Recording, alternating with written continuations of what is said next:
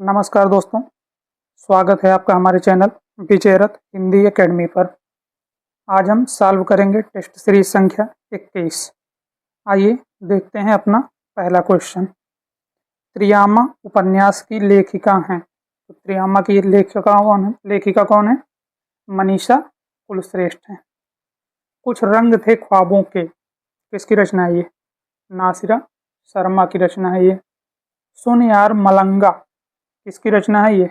अमरेश द्विवेदी की रचना है ये। ठीक, सुन यार मलंगा उपन्यास है ये तीनों। त्रियामा मनीषा कुलश्रेष्ठ, कुछ रंग थे ख्वाबों के नासिरा शर्मा, और सुन यार मलंगा अमरेश द्विवेदी की। प्रेमचंद साहित्य संस्थान से निकलने वाली त्रैमासिक पत्रिका कौन थी? ध्यान दीजिएगा आप, क्या पूछा जा रहा है? त्रैमासिक पत्रिका साखी। साखी जो थी ये त्रैमासिक थी। वर्ष 2026 उत्तर प्रदेश के किस विश्वविद्यालय में साखी पत्रिका के विजय देवनारायण शाही विशेषांक का लोकार्पण हुआ? कहाँ पे हुआ था लोकार्पण? इलाहाबाद विश्वविद्यालय में हुआ था। ठीक, ये आप याद रखेंगे।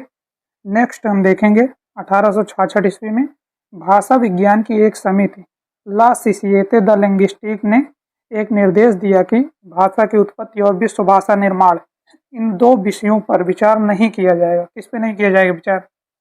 भाषा की उत्पत्ति और विश्व भाषा निर्माण, ये दो विषय हैं जिस पे कोई विचार नहीं किया जाएगा। यह निर्देश दिया किसने? ला सोसिएते द लिंग्विस्टिक ने। ठीक, तो यह समिति किस देश की है?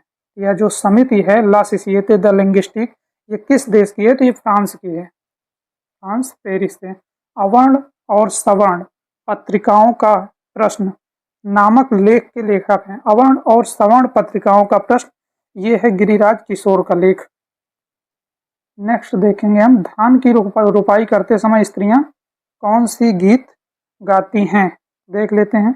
धान की रोपाई करते समय स्त्रियां जो गीत गाती हैं उसे रोपनी कहा जाता है। ठीक, कृपाकंद के रचयिता कौन है? ये तो पता ही होगा, घनानंद है। लखनऊ की कब्र व शाही महल सरा, शायद इसी का पूरा नाम है, किशोरी लाल गोस्वामी का है। ये तो आपको पता ही होगा, नहीं भी है तो पता होना चाहिए। लखनऊ की कब्र। जिन्होंने जीना जाना, किसकी रचना है ये? जिन्होंने जीना जाना जगदीश चंद्र माथुर की रचना है ये। कुत्ते की आवाज रपट किस कृति में संकलित है? अगर आप फणीश्वर नाथ रेणुका ऋण जल धन जल, ये जो रिपोर्टाज है अगर आपने पढ़ा है तो ये आपको जरूर मिल जाएगा। राजस्थान का सर्वप्रथम समाचार पत्र माना जाता है, तो राजस्थान का जो सर्वप्रथम समाचार पत्र है वो है मजहरूल सरूर। कौन सा है? मजहरूल सरूर। लेखक की मृत्यु की घोषणा किसने की?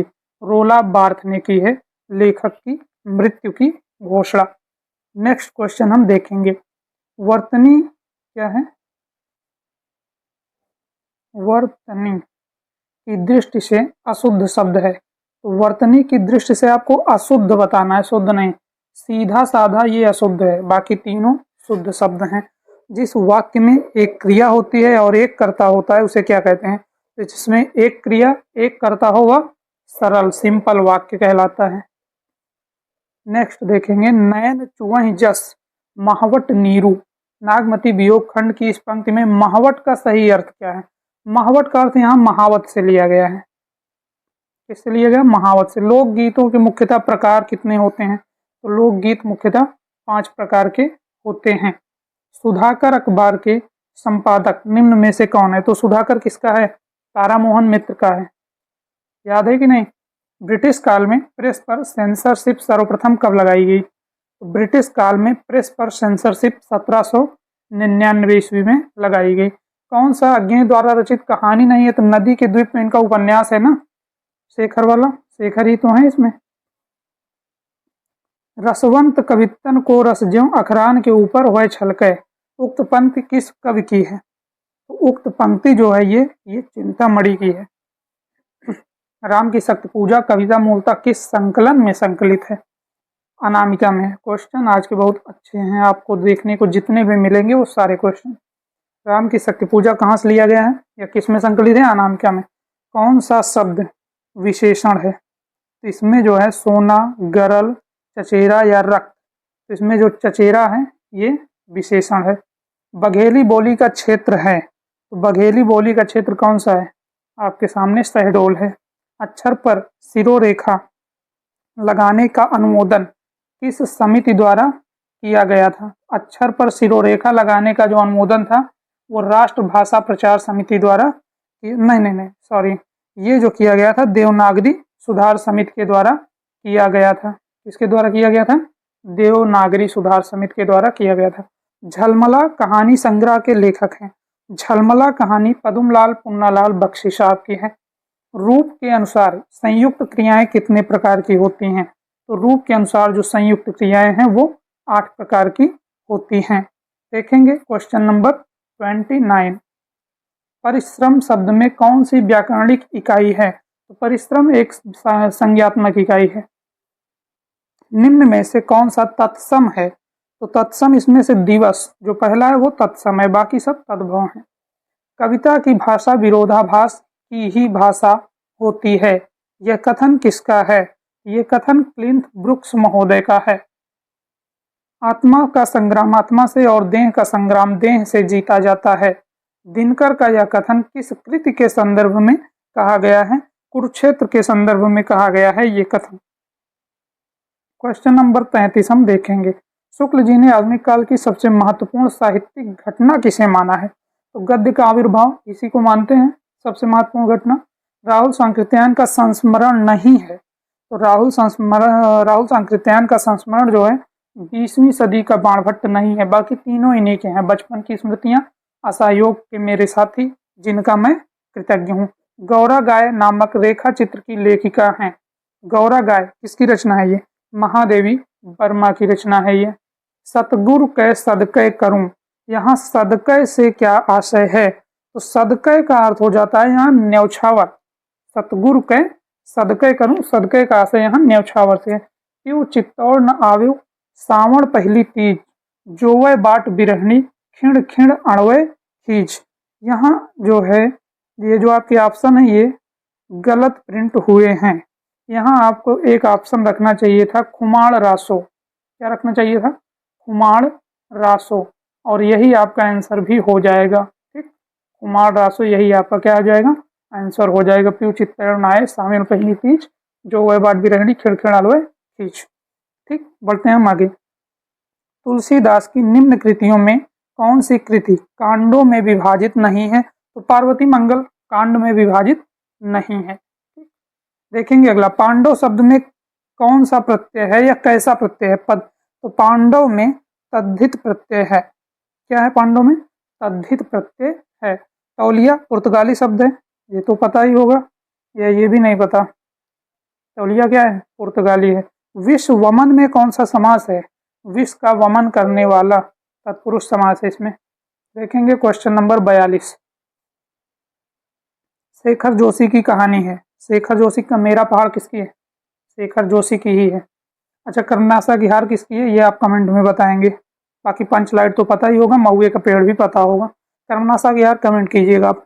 सूरदास का प्रेम पक्ष लोक से न्यारा है, कथन किस विद्वान का है? रामचंद्र शुक्ल का है ये कथन। इलाचंद्र जोशी ने अपनी किस पुस्तक से मनोवैज्ञानिक आलोचनात्मक लेखन कार्य शुरू किया? तो इलाचंद्र जोशी के बारे में पूछा जा रहा है। साहित्य सर्जना नामक पुस्तक से इन्होंने मनोवैज्ञानिक आलोचनात्मक लेखन कार्य शुरू किया था। विशाल भारत पत्र के संपादक हैं। तो विशाल भारत पत्र के संपादक कौन है?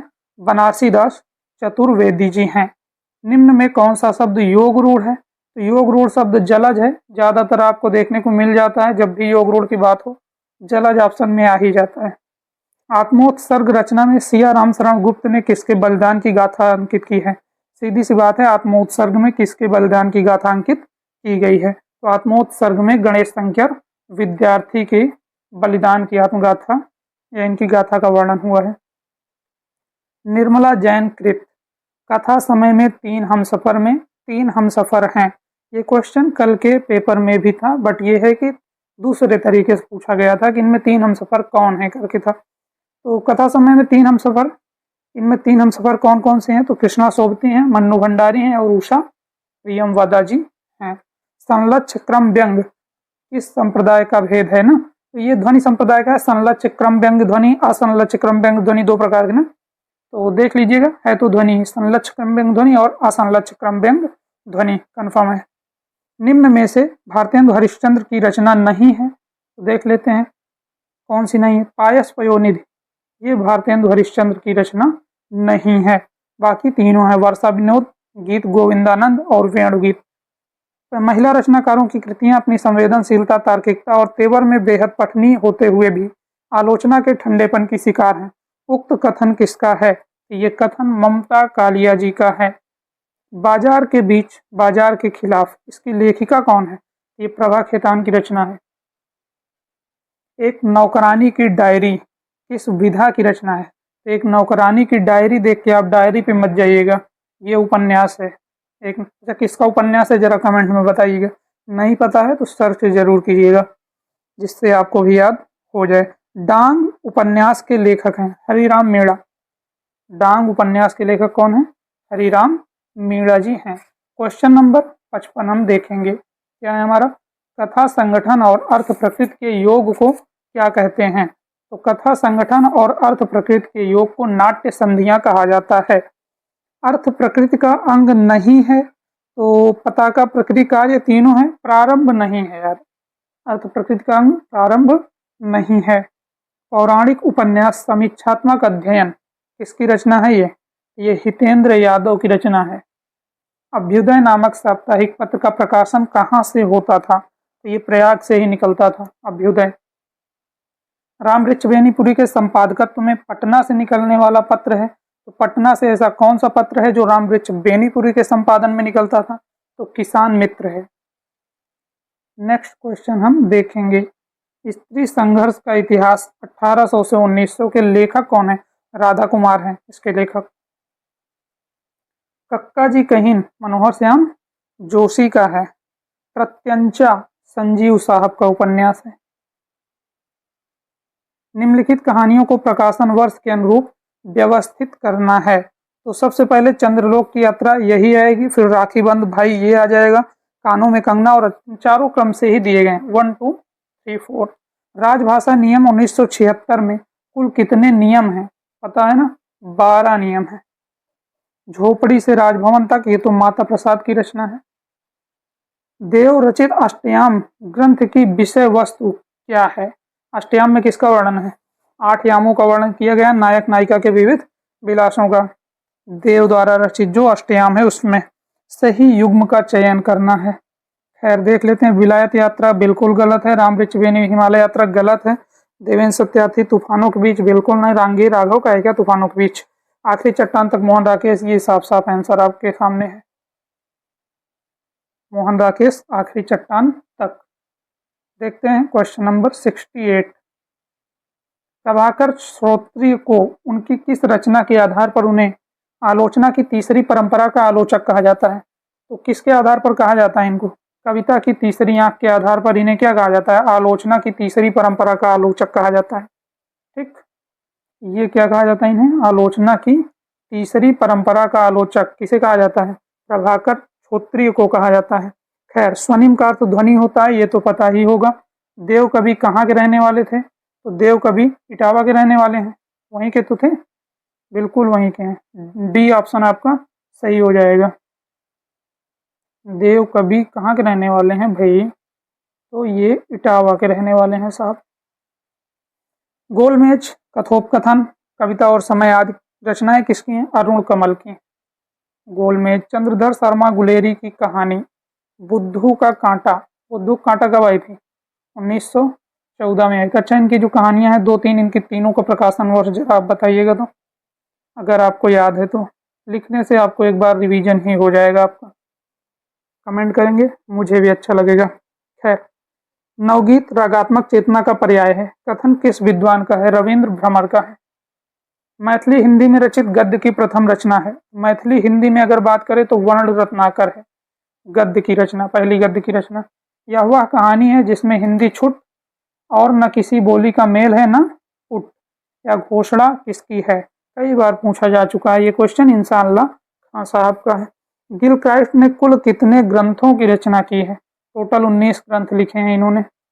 बनारस अखबार के विरोध में कौन सा पत्र निकला था? तो बनारस अखबार के विरोध में हमारा सुधाकर नामक पत्र निकला था। नहुस नाटक किस भाषा में लिखा गया था? नहुस नाटक की भाषा पद्यबद्ध ब्रज भाषा रही है। आज का पेपर हो सकता है आपको कुछ ज़्यादा टफ दिखाई दे, ये जानबूझकर बनाया गया था क्योंकि जो क्वेश्चन ज़्यादातर रिपीटेड नहीं है वही डाले गए हैं। पारसी थिएटर के लिए लिखने वाले नाटककार हैं, तो पारसी थिएटर के लिए लिखने वाले नाटककार कौन है? आगा हस्र कश्मीरी। कोंकणी, नेपाली, मणिपुरी 71वां संविधान संशोधन अधिनियम में शामिल किया गया था। ये बढ़ेंगे हम नेक्स्ट क्वेश्चन पे, देखेंगे 81 नंबर क्वेश्चन। भोलानाथ तिवारी ने मध्य पूर्वी अपभ्रंश से किस आधुनिक आर्य भाषा का विकास माना है? तो भोलानाथ तिवारी ने मध्य पूर्वी अपभ्रंश से पूर्वी हिंदी का विकास माना है। जोल्हा, गहोरा, जूड़र किसकी उपबोली है ये? अगर आप अवधी भाषा को थोड़ा डीपली पढ़े हैं तो ये तीनों उपबोलियां इसी भाषा की हैं। गारसा द तासी के ग्रंथ में कुल कितने कवियों को स्थान दिया गया? टोटल की बात कर रहा है तो 738 कवियों को स्थान दिया गया था। सिंधी भाषा की मूल लिपि कौन सी है? तो लंडा लिपि जो है ये सिंधी भाषा की मूल लिपि है। सेनापति की रचना कवित्र रत्नाकर में कितने तरंग और छंद हैं? तो कवित्र रत्नाकर के रचयिता कौन हो गए? सेनापति हो गए, ये तो आपको दिख ही रहा है। इसमें 5 तरंग है और 394 छंद हैं। अध्यात्म रामायण माधवदास चारण की रचना का प्रकाशन वर्ष पूछा जा रहा है। डायरेक्ट क्वेश्चन पूछा जा सकता था, अध्यात्म रामायण का प्रकाशन वर्ष बताइए। ये क्वेश्चन थोड़ा सा घुमा के या थोड़ा सा लेंदी इसीलिए रखे गए हैं जिससे रचना और रचनाकार आपको पता चलता रहे। तो अध्यात्म रामायण के रचनाकार कौन है? माधवदास चारण है, ये आप ध्यान देंगे। 1624 में आई थी ये रचना। खैर, कृष्ण का उल्लेख ऋग्वेद के किस मंडल में मिलता है? तो 8वें मंडल में मिलता है कि नहीं? विधि ननार हृदयगत जानी तुलसीदास की पंक्ति है। सूरदास की रचनाओं का सर्वप्रथम संपादन राग कल्पद्रुम नाम से किस शहर में हुआ? ज्यादातर क्वेश्चन पूछा जाता है सूरदास की रचनाओं का सर्वप्रथम संपादन किस नाम से हुआ था या किसने किया था ना? तो राग कल्पद्रुम नाम से किया गया था, लेकिन किस शहर से हुआ था? तो कलकत्ता से हुआ था। चिंतामणि त्रिपाठी सिद्धांततः किस कोटि के आचार्य थे? तो चिंतामणि त्रिपाठी मूलतः रसवादी आचार्य हैं। ध्वन्यात्मक शब्दों द्वारा विचारों का प्रकटीकरण ही भाषा है। हेनरी स्वीट का कथन है, बहुत स्वीट सा कथन है ये। ठीक, ध्वन्यात्मक शब्दों द्वारा विचारों का प्रकटीकरण ही भाषा है। किसी भाषा का साहित्य में व्यवहार न होना इस बात का प्रमाण नहीं है कि उस भाषा का अस्तित्व ही नहीं था। मतलब आप ये नहीं कह सकते उसका अस्तित्व नहीं था। किसका कथन है ये? रामचंद्र शुक्ल जी का कथन है। नेक्स्ट क्वेश्चन हम देखेंगे, मानव प्रकृति का ज्ञान तुलसीदास से अधिक उस युग में किसी को नहीं था, ये कथन किसका है? तो ये कथन हजारी प्रसाद द्विवेदी जी का है। चवन्नी में आपसे समास पूछा गया है, चवन्नी में द्विगु समास है। नेक्स्ट क्वेश्चन पे हम चलेंगे। 95 नंबर देखते हैं क्या है। गुंडा किस भाषा का शब्द है? तो गुंडा मूलतः पोश्तो भाषा का शब्द है। चेचक किस भाषा का शब्द है? चेचक जो है ये तुर्की भाषा का शब्द है। यारी साहब अथवा यार मोहम्मद किस संप्रदाय से संबंधित संत थे? तो ये बावरी संप्रदाय के हैं। पुनर्जागरण दो जातीय संस्कृतियों की टकराहट से उत्पन्न रचनात्मक ऊर्जा है। रामस्वरूप चतुर्वेदी साहब का ये कथन है। वृंदावन देव प्रसिद्ध कवि जो हैं वो किसके गुरु थे? यानी वृंदावन देव किसके गुरु हैं या इनके शिष्य कौन है? ये आप कह सकते हैं कि वृंदावन देव के शिष्य कौन है या वृंदावन देव किसके गुरु थे? तो ये घनानंद के गुरु थे, घनानंद इनके शिष्य थे। खटमल बाईसी हास्य रस से परिपूर्ण रचना किसकी है? तो खटमल बाईसी रचना किसकी है या खटमल बाईसी के रचनाकार कौन है? अली मुहिब खां प्रीतम है। महावीर प्रसाद द्विवेदी के अनुदित और मौलिक सभी रचनाओं की संख्या कितनी है? तो महावीर प्रसाद द्विवेदी की अगर हम बात करें तो लगभग 80 रचनाएं हैं इनकी। नव प्रगतिशील काव्य आंदोलन का प्रवर्तन किसने किया? तो नव प्रगतिशील को नवल किशोर ने किया। नव और नव दोनों में देखने को मिल रहा है। बढ़ेंगे हम आगे। इतनी पत्थर रोशनी काव्य संग्रह के रचनाकार कौन है? चंद्रकांत देवताले साहब है। जलियांवाला बाग हत्याकांड पर आधारित नाटक कौन सा है? तो रंग दे बसंती चोला है। अच्छा, रंग दे बसंती चोला किसका नाटक है? ये आप कमेंट में बताइएगा। जो क्वेश्चन पूछते हैं वो आप कोशिश करिए कि जवाब जरूर दीजिएगा।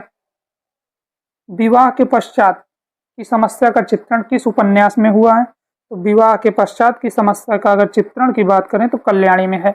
साहनी किस कहानी की पात्र है? सिक्का बदल गया। हिंदी का पहला खुला राजनीतिक उपन्यास, तो अगर खुला राजनीतिक उपन्यास की बात करें तो जीने के लिए। मध्यकालीन काशी का चित्रण किस उपन्यास में हुआ है? नीला चांद आपने पढ़ा है कि नहीं? नहीं पढ़ा है तो आप पढ़ लीजिएगा। मध्यकालीन काशी का चित्रण इसी उपन्यास में हुआ है। बढ़ेंगे 109 नंबर क्वेश्चन पे, देखेंगे आज का क्या है। नंद दुलारे वाजपेयी ने हिंदी का पहला राजनीतिक कहानीकार किसे माना है? इन्होंने उग्र को माना है। किसको मानते हैं ये? पांडे बेचन शर्मा उग्र साहब को मानते हैं ये। राग दरबारी के लिए श्रीलाल शुक्ल को कौन सा पुरस्कार मिला था? साहित्य अकादमी मिला था। कृष्णचंद्र के उपन्यास पेशावर एक्सप्रेस पर कौन सी फिल्म बनी है? तो पेशावर एक्सप्रेस पे जो बनी थी फिल्म उसका नाम है वीर जारा। भरत मुनि के नाट्यशास्त्र में कितने श्लोक हैं? तो लगभग 5000 श्लोक माने जाते हैं। वे प्रथम आचार्य कौन है जिन्होंने वैदर्भी तथा गौड़ी रीत के पारस्परिक अंतर को स्पष्ट किया है? तो वैदर्भी और गौड़ी रीत में अंतर जिन्होंने स्पष्ट किया वे हैं हमारे दंडी महोदय। श्रृंगार प्रकाश भोजराज साहब की रचना है ये। चौपाई कितनी मात्राओं का छंद है? चौपाई 16 मात्राओं का छंद है। अच्छा एक चीज आप और बताएंगे अगर आपको पता है तो, चौपाई में कितनी मात्राएं होती हैं भाई? अगर चौपाई में, तो इन दोनों में अंतर है, ये आप ध्यान देंगे। चौपाई और चौपाई, चौपाई में 16 होता है, चौपाई में कितना होता है ये आप बताइएगा। नहीं पता है तो ढूंढिए कितना होता है। फिलेबुस, लॉज, इयोन, ये तो प्लेटो की रचनाएं हैं, रटी होनी चाहिए आपको। लोंजाइनस ने उदात्त के कितने स्रोत माने हैं? उदात्त के इन्होंने मुख्यतः 5 स्रोत माने हैं। 11 लावा व्यंजन अंतस्थ व्यंजन कहलाते हैं, ये आपको पता ही होगा। नेक्स्ट क्वेश्चन, सदियों का संताप। सदियों का संताप ओम प्रकाश वाल्मीकि साहब की रचना है ये। अपरूप का कवि किसे कहा जाता है? विद्यापति को आपने पढ़ा है कि नहीं? इन्हीं को कहा जाता है। तो प्रश्नोत्तरी कैसी लगी? अगर अच्छी लगी तो लाइक, शेयर और सब्सक्राइब भी कीजिए जिससे हमें भी थोड़ा अच्छा लगे। ठीक है, मिलते हैं कल दूसरे नेक्स्ट प्रश्नोत्तरी यानी 22 के साथ। तब तक के लिए धन्यवाद।